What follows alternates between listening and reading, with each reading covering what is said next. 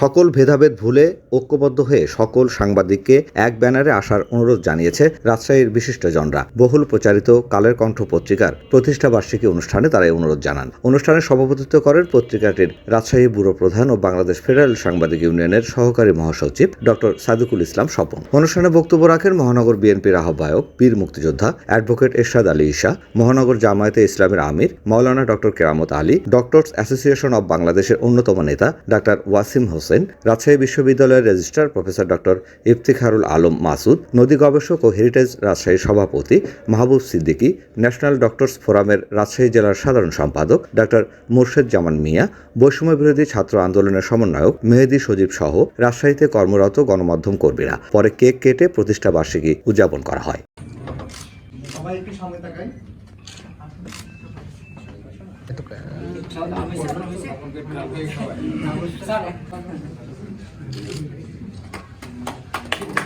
এরপর রাজশাহী বিশ্ববিদ্যালয় press club এর পক্ষ থেকে সাধারণ ভাই